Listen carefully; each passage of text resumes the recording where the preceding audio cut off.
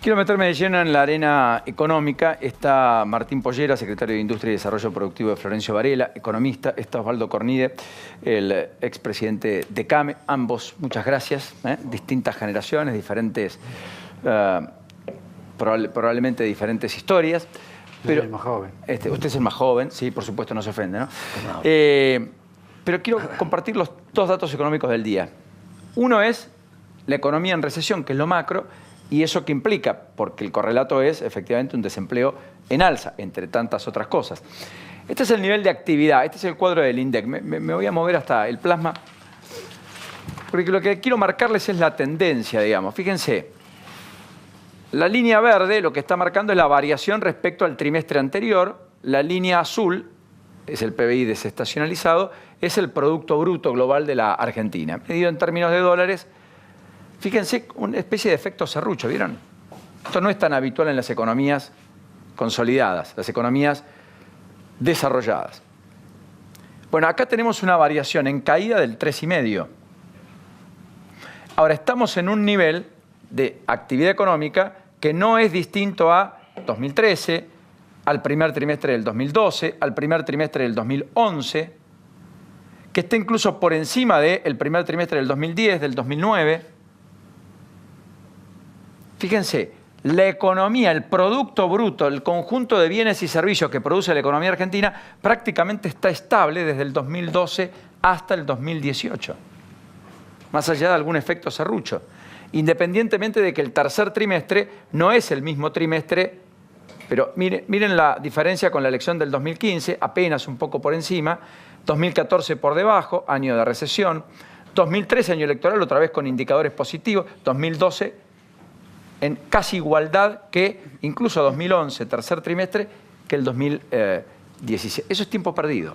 Eso es tiempo que pasó, no amplió la economía, la capacidad de producir bienes y servicios, y tenemos más habitantes, por lo tanto hay una torta para repartir que es una porción un poquito más chica para todos si se repartiese de manera igual. Como además la distribución es más desigual, efectivamente algunos tal vez de esa torta comen un poco más y muchos otros tal vez estén comiendo bastante menos que el promedio.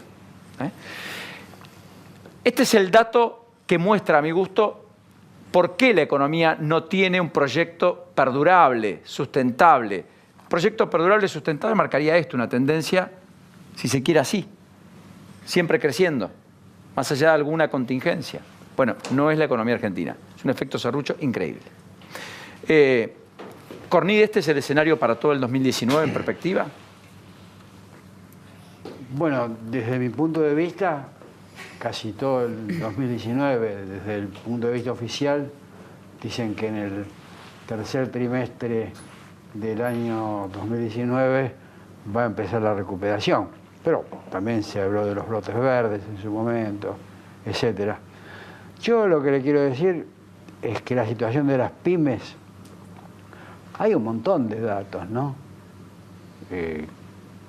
Caída de la actividad, inflación del 47%. Devaluación de más del 100%. Devaluación de más del 100%. Desempleo abierto en el 9%. Hay empresas que han caído en la venta el 50% en volumen físico. Y empresas organizadas y serias. La situación es desesperante porque cayeron las ventas. No hay financiamiento. Vale oficialmente el 60%, pero en la realidad vale el 80 o el 90 si una pyme quiere descontar un cheque.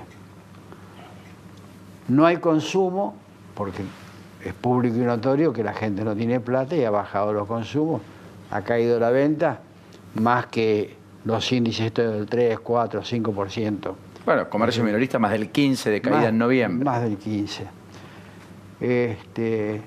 Hay una presión de invasión de mercadería importada que compite deslealmente con la industria nacional y por otro lado la aprieta también. Bueno, esto se escucha a diario, se conoce, y no creo que nadie lo discuta, etc. Lo que nosotros nos hemos planteado frente a esto es crear un comité de defensa de las pymes con un instituto de recuperación, porque en algún momento va a haber que recuperar este aparato que se está deteriorando, que está cerrando, que está a media máquina. Calculo que en el sector industrial casi el 50% de la capacidad instalada está ociosa. Quiere decir que si una empresa puede hacer 10 vasos, está fabricando 5 porque solo puede vender eso y con suerte. No voy a hablar yo de lo que pasó, porque estuve yo discutiéndolo en su momento con Aranguren y con otros ministros, el tema de las tarifas. Empresas que de 2.000 le pasaron a 25.000 por mes. Bueno, otras hablemos de 1 millón, que son más grandes. Así que acá lo que hace falta es, a nuestro juicio, ¿no?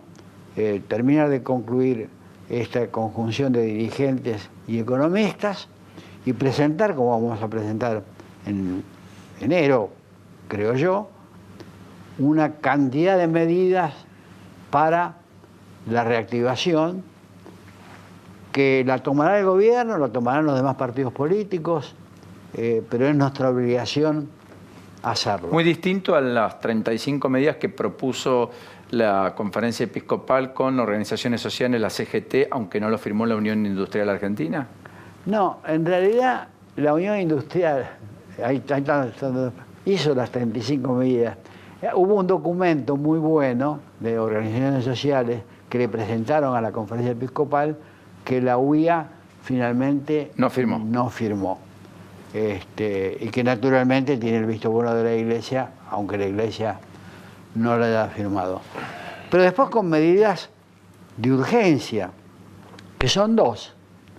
Una, suspender todos los embargos y ejecuciones de la FIP, de las oficinas de renta del orden provincial y de los municipios, que son voraces. ¿Para qué? Para no matar a la gallina de los huevos de oro, porque si la embargan, le cuento yo, la FIP ha embargado muchísimos, y por suerte muchos han logrado sacar del embargo porque dieron en garantía su propiedad, sea su casa o sea la fábrica. Porque si no, no pueden seguir trabajando con los demás clientes. ¿Nota corte de cadena de pago? Sí, por supuesto. O sea, no es solo demora, sino algún corte. No, hay corte de cadena de pago. A ver, y no es menos cierto que una vez que se pierde un empleo o se cae una empresa, es mucho más difícil levantar una empresa y al mismo tiempo recuperar un empleo. Porque además la ley en general obtura la posibilidad de tomar un empleado. Porque no es que viene un empleado y una mochila, o me equivoco. Claro, una mochila que se le eventó al juicio futuro con leyes que amparan el derecho del trabajador y el derecho de los vivos, las dos cosas. Claro. Entonces habrá que separar la paja del trigo en algún momento y plantear una reforma en serio y tal vez pensar una legislación que esté también pensando en ese tercio de la población económicamente activa que desenvuelve una tarea que no aporta y que lo hace de manera marginal. Efectivamente. ¿Por qué? Porque ahí vayamos a otro punto, hay una estructura impositiva que desalienta totalmente la actividad, digamos, en blanco y lleva a la gente a la marginalidad. Yo lo tengo que decir, aunque sea dirigente, pero muchísimos pequeños comercios que se ven perseguidos por toda esta situación de caída de venta, aumento de alquileres, aumento de tarifas, etcétera, lo que pasa es que dejan de pagar impuestos. ¿Pero por qué? Los llevó el Estado a eso. Sí. Ahora la seguimos. Quiero preguntarle, Martín, ¿la perspectiva del 2019 es parecida a esta foto de una caída que usted entiende va a prolongarse durante todo el año o tiene alguna expectativa de que haya una reversión en el segundo semestre? Bueno, primero, buenas noches, gracias por la invitación.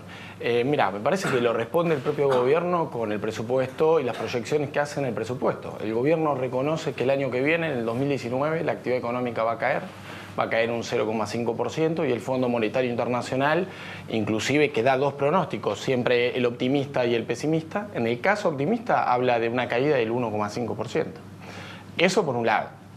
En lo que tiene que ver estrictamente con lo que uno podría proyectar de este 2019, lo que uno ve es que no hay ninguna fuente de crecimiento real que uno pueda pensar que el año que viene la economía pueda salir de esta recesión. No turismo, no campo, no energía. No, porque, a ver, 3 de cada 4 pesos que se generan en el Producto Bruto vienen de la mano del consumo. Y el consumo se mueve con dos cuestiones. Si los salarios le ganan a la inflación, cosa que no va a ocurrir, y segundo, si se genera empleo. Bueno, el dato de hoy de empleo marca a las claras que lo que se está generando es una precarización laboral y una destrucción de puestos de trabajo. O sea, no vemos ningún argumento para pensar sólidamente que el año que viene vamos a tener una economía en recuperación. O sea, eso es solo voluntarismo y optimismo, pero no con correlato en la realidad, entiende usted. Totalmente, y además creo que hay una cuestión también de que ya hoy las autoridades económicas ni siquiera se meten en el campo de la economía porque han errado en cada uno de sus pronósticos, desde brotes verdes, segundo semestre, inclusive muchos economistas de la propia de la CIT, de lo que se dice la Citi, que proyectaban este 2018 con un crecimiento de 3,5%, un dólar a 23, 24 y una inflación del 15%, le erraron por varios cuerpos. Yo creo que esos errores, que son bastante sistemáticos, no tienen que ver con errores, me parece que tienen que ver con una lectura equivocada de cómo funciona la economía. Si no hay consumo, el crecimiento de la actividad económica no se va a dar, porque además estamos en un contexto internacional muy complejo, en una guerra comercial entre China y Estados Unidos, en donde las exportaciones tampoco pueden ser el motor de crecimiento. Bueno, mañana hay mucha expectativa por la decisión que tome la Reserva Federal de los Estados Unidos, si es que vuelve a subir la tasa de interés en medio de la discusión abierta de Donald Trump con el presidente de la Reserva, la presidenta, a propósito de esa eventual decisión, porque ahí donde sí hay autonomía, no como en la Argentina, efectivamente la Reserva Federal es la que cuida la política monetaria y de inflación. Y lo que está entendiendo es que el nivel de actividad económica de la economía norteamericana, que está en su mejor momento en las últimas 3 décadas, está recalentando la actividad. Eso quiere decir que está inflando precios porque hay más demanda que oferta para comprar, que es una lapicera. Entonces el que fabrica la lapicera, si puede venderla a 12 en lugar de 10, lo pone a 12. Y eso va a precio, porque hay plata y porque hay crecimiento en el nivel de actividad económica.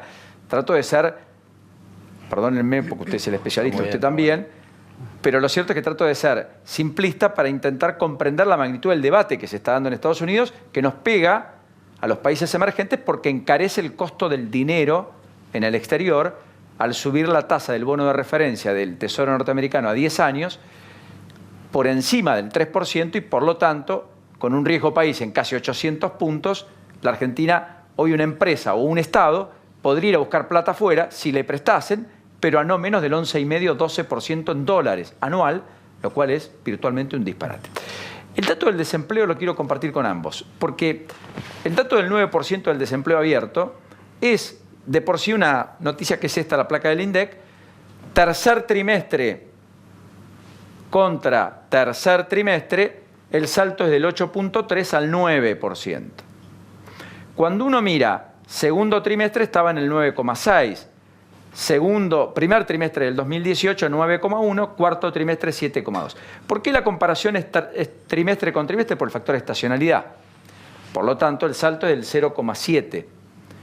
Ahora, es un salto perturbador, porque el desempleo abierto está tendiendo a tener un piso en el 9 y probablemente en meses de mayor desempleo abierto, como el primer y segundo trimestre, estemos en la perspectiva de encontrar un desempleo de 2 dígitos. Y eso vuelve a poner sobre el tapete un problema que empieza a ser también relativamente estructural. El desempleo no ha sido friccional en la economía argentina en los últimos 25 años, 30. Friccional es 3%, 4%, es decir, un desempleo donde el que quiere encontrar empleo no lo está encontrando, pero tiene un empleo, quiere cambiarse, que es distinto a no tenerlo y buscarlo y no conseguirlo. Pero estaba en el 6%. ¿Cómo? Hace 3 años estaba en el 6% el desempleo. Desempleo abierto, 6 y algo, 6,5. Te agrego algo más. En el mismo gráfico, si uno puede ver la barra naranja y la barra verde, lo que está viendo es que los ocupados y, fíjate, los ocupados demandantes de empleo también crecen. ¿Qué quiere decir eso? 6,4 respecto al 5,4. Los 15,4, por ejemplo, y los 16,7. Ah, perdón, correcto. El mismo trimestre. ¿Qué quiere decir eso? Que aún el que tiene trabajo necesita salir al mercado laboral a complementar ingresos porque su salario no le alcanza. Claro, eso quiere decir que la inflación le gana por varios cuerpos a los salarios y por lo tanto tenés que salir a buscar trabajo. El ocupado y el subocupado. O sea, tenés a los desocupados que no tienen trabajo y van a buscar en el mercado un puesto de trabajo. Al subocupado, que tiene una determinada cantidad de horas que tiene que complementar ingresos, y al que ya tiene trabajo también. No, uno mira columnas, barras, gráficos, como cuando se hablaban de las leyes respecto de lo que pasó con los jubilados, y por ahí no va, digamos, al tema individual, no, al ejemplo. Es terrible la desocupación, es terrible para una persona desocupada. Sí, claro. Yo le voy a decir, yo, en un minuto se lo digo, a los 29 años, estaba casado, me quedé sin trabajo. Mi mujer trabajaba en 2 lados, yo me levantaba, hacía el desayuno, llevaba el colectivo, volvía, hacía el almuerzo, hacía las camas, y así durante 5 meses, hasta que conseguí trabajo. Es desesperante, dan ganas de suicidarse. Y uno ve a la gente, porque yo conozco gente que se quedó sin trabajo, deambulando sin saber qué hacer, de cómo se le pasa el día, los que pueden comer. Hay muchos que no pueden comer. Y es realmente una cosa desesperante. Y acá se toma, no acá, sino en la Argentina, como una cuestión estadística. Un economista dice, bueno, que suba 2 puntos más. Total, eso nos ayuda a cerrar las cuentas con el Fondo Monetario Internacional. Muy cierto, es un gran punto, Osvaldo. Solo el que lo padece lo puede contar, además. Eso es cierto, y habla de la sensibilidad. Lo que se transformará como desafío para la política es cambiar esto. Gracias por este ratito. Hasta la próxima. Una última placa que quiero compartir y me voy al encuentro con Gustavo Cere. Este es el ritmo de desempleo en el total de los 31 aglomerados urbanos que mide el INDEC. Y fíjense de vuelta, tercer trimestre estamos casi en el 10. Esta es la barra del 10. Ahora, fíjense que la línea del desempleo, miren lo que era. Esta es la problemática de la estructuralidad. Solo en 2013 encontramos, a mitad del 2013, un desempleo arriba del 4,5%. Solo en el tercer trimestre del 2015 encontramos un desempleo en el 6%. Pero arriba del 6% luego estuvo siempre el desempleo, siempre. Y venimos de un pico de poco más del 2003. Lo que quiero marcar es que acá hay un fenómeno de estructuralidad en el doble del empleo razonable, lógico, digno, que es un desempleo del 3%, 3,5%. Estamos conviviendo con una tasa de desempleo entre el 6 y el 10% desde el 2007, es decir, en los últimos 11 años, salvo algunos pequeños ejemplos que son muy pocos que no justifican la tendencia.